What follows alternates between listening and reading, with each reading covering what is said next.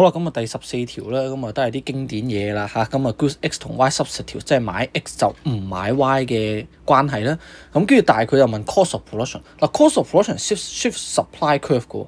咁如果基礎比較差嘅學生就可能諗唔清啦，係咪 substitute 係一個 demand 嘅關係？咁你 shift supply curve 點樣影響到突然間會喐人哋條 demand curve 咧？咁但係其實個原因好簡單嘅啫。cost of production 升咁即係 good x 嘅 supply 會跌咧嚇。咁所以你要諗嘅就係諗個 price 係咪？因為 substitute 就係講緊 A 貴咗或者 A 平咗，跟住之後第二啲人就會去買第二啲 good 或者唔買第二個 good 啊嘛，係咪？咁所以呢度就係講 supply 跌個 price 會上升，所以 x 係貴咗。X 係貴咗，當你諗 substitute 啲人咪唔買 X 咯，咁貴咁我點解仲買 X 咧？係咪？我咪去買 Y 咯，唔買 X 就買 Y 咯。咁所以其實 Y 嘅影響係 demand 升。好，你諗到呢度嘅話，咁其實答案都呼之欲出㗎。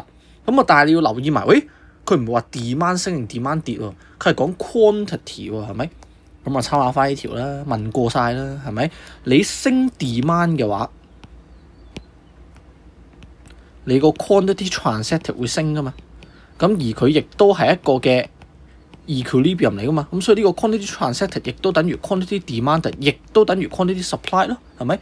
咁所以如果呢度純粹 quantity transacted 升，咁你 QD 又係升 ，QS 都係升噶啦，係咪？咁所以 QS 升係冇問題，咁但係你話 supply 升就唔得啦，係咪？因為我係 demand 升，我 supply 冇 shift 到，咁 total revenue 升好簡單啦 ，demand 升個 P 升 Q 升啦嚇，咁我 total revenue 都係升，咁所以呢個答案就 dot 咯，好簡單 ，OK？